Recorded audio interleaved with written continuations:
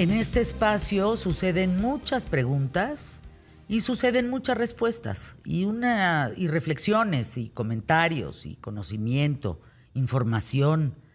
Y en el corte comercial ahorita, mientras escuchaba yo por un lado el corte, por otro lado escuchaba a Fabi Guarneros decirle a Jenny Farías, ¿cómo es posible que estamos en el siglo de la inteligencia artificial, en el siglo de la información, de la conectividad y la menstruación? Seguimos tratando este tema como del siglo pasado. Eso. No se habla, no se toca, nadie supo. ¿Por qué, Fabi Guarneros? Pues porque yo creo que no tenemos información, no tenemos cultura, porque no hemos tocado estos temas tan naturales como parte de lo que es nuestra vida cotidiana. Pero ¿por qué crees, Fer? Porque es un tema de política pública y no lo vemos así, no lo enfocamos así. Y por eso invitamos a Jenny Farías, que es coautora de un libro que muy interesante, que hicieron varias fundaciones, entre ellos Mexicanos Primero, y que habla justamente de la menstruación, ¿no? Y cómo tenemos que activar este tema. ¿En dónde? Principalmente en las escuelas, donde están las niñas y las adolescentes, primarias y secundarias. Entonces hicieron un libro que se llama Menstruar en la Escuela y también un manual de este libro. Entonces, ¿por qué, Jenny? Bienvenida. ¿Y por qué tiene que ser un tema de política pública? Sí, muchas gracias. Pues la pobreza menstrual es... ¿Pobreza menstrual, sí, dijiste? Pobreza menstrual es el término que se está socializando desde la ONU. Quiere decir que no tengamos información suficiente y adecuada sobre el tema, que todavía existan tabúes, estereotipos, estigmas. Ese es un factor de la pobreza menstrual. Otro factor es que no tengamos acceso a insumos y alternativas de insumos. Y la tercera es que no tengamos infraestructura sanitaria adecuada, o sea, baños, agua, ¿no? Que las instalaciones estén dignas. Lo que te decía de los penales, ¿no? Exacto. Que esta niña, bueno, esta mujer, Corona Lau, que me busca porque no, en los penales no hay ni toallas sanitarias, ni tampones, ni nada. Y ella pues anda promoviendo, con toda la razón, un calzón que se te entrega junto con tu ropa y tus sábanas cuando entras a un penal, y puedes disponer de este calzón que tú misma lavas y tú misma reusas. Exacto. Pues nosotros estamos llamando la atención hacia el tema precisamente en las escuelas, porque así como lo mencionas de las cárceles, pues también en las escuelas la pobreza menstrual está siendo... pues que haya barreras en el aprendizaje de las niñas. Las niñas no van a la escuela durante sus periodos, o si van, no están aprovechando al 100%, porque estar pensando que si te vas a manchar, que si te hicieron traer el short blanco de los deportes, y además no tengo toallas, y además en mi escuela no hay agua, en mi escuela no hay baños, no están aprendiendo como se debería. En México, 56,000 escuelas no tienen agua. Entonces, las niñas de 56,000 escuelas están en el salón de clases pensando, ¿cómo lo voy a hacer ahorita para ir al baño a cambiarme la toalla sanitaria, lavarme las manos, todo eso? Pues no te concentras y no aprendes, ¿no? En 6,000 escuelas no hay baños, ni siquiera. Ya el agua ya es lujo adicional, no hay baños. Entonces, ¿cómo las niñas van a poder aprender al mismo nivel, digamos, que los niños? Entonces, estamos encontrando que es otra barrera adicional que abre la brecha de género, en este caso en el aprendizaje.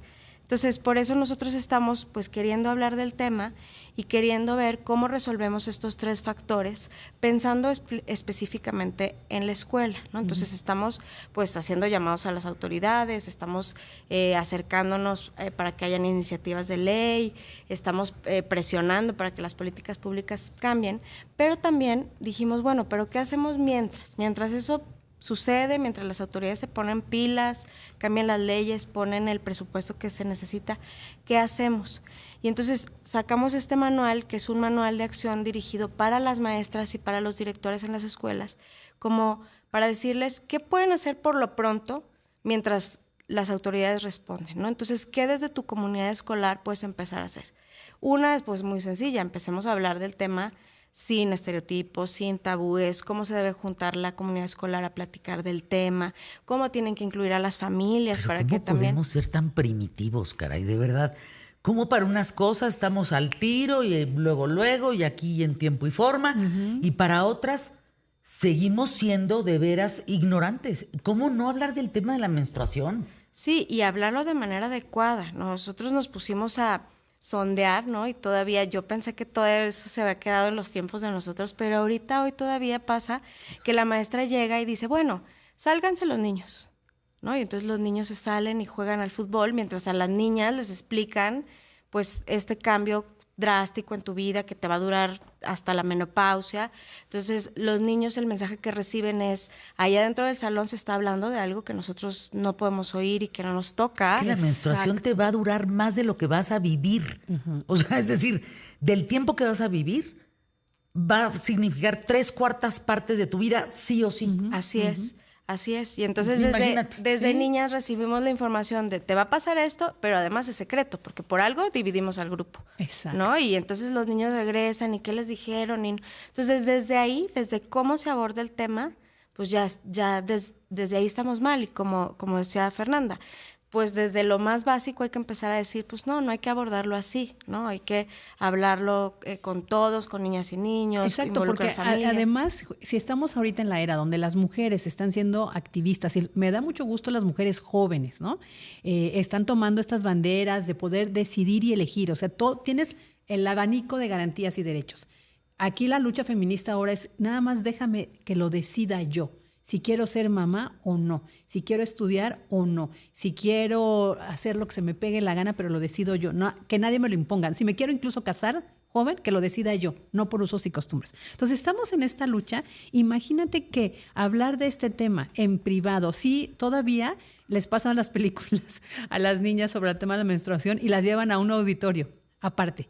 Y tienes razón, se presta no solo para la intriga, para decir es algo malo, es algo prohibido, y además para la burla. Todavía en este siglo, Fer, las niñas se siguen ocultando con el suéter amarrado en la cintura por si se manchan.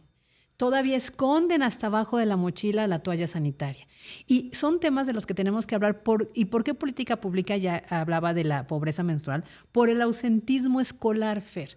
Aquí en la ciudad, faltan de 2 a 3 días al mes. Exacto. Aquí en la ciudad dirás, ay, no, pero pasa en muchas comunidades alejadas de nuestro país, donde nos están oyendo en el rincón de Guadalajara, de Sonora, de Chiapas, de Yucatán, de Tabasco, este público inteligente. Asómense a estas escuelas de bajos recursos. Sobre todo ese es el otro tema. En las escuelas o lugares donde hay bajos recursos, poca educación de los padres, estos temas inciden más en el abandono escolar de las niñas. Por eso hablemos del tema, ¿no? ¿Qué más, Jenny? Que a mí me tiene muy impresionada esto, porque yo le pregunto a los papás, mamás que me escuchan, a los tíos, ¿qué saben de la menstruación de las niñas y de los adolescentes? Estas niñas que tendrán, ¿qué? 14, 13 años, porque puedes menstruar desde los 9. Así es. 10 años. Hay gente que dice, no, que retarde la menstruación para que crezca en tamaño. Digo, qué locura. Hay mucha mala información al respecto. ¿Qué tanto sabemos de eso en nuestra propia familia? Exacto, sí. Hace falta muchísimo hablar del tema. Luego hay materiales y no los sabemos usar o no los usamos, ¿no? Entonces, justo lo que estamos invitando con este manual es darle herramientas a los maestros para que precisamente incluyan también a las familias, porque la información pues tenemos que tener la misma y por lo menos tenemos que tener la información en casa de que es un tema del que se puede hablar, ¿no? Entonces, si no tengo la información suficiente, pues por lo menos que no parezca que es algo que es malo o que es un tabú, ¿no? Entonces, nosotros queremos que se incluya a las familias y que aprendamos, porque efectivamente, pues no sabemos. Se hizo una encuesta hace poco y les preguntaron a las niñas si para cuando había llegado su menstruación habían tenido la información suficiente y más de la mitad dijeron que no, que la información que tenían pues no era adecuada, no era suficiente, y al final pues terminan acercándose pues a lo mejor a internet, ¿no? Pero no todo el mundo tiene acceso a internet y no necesariamente está la información pues como quisiéramos que se transmitiera, ¿no? Entonces, pues sí hace falta mucho, no se entiende o no es suficiente, ¿no? Por ejemplo, a veces nos toca hablar de todas las alternativas que hay, ¿no? Y no las conocemos o no hay suficiente información. Alternativas para qué, por ejemplo. Para la gestión, por ejemplo, las copas, ¿no? Las copas menstruales o lo que decías hace rato, los calzones que son impermeables o los tampones o todo esto, ¿no?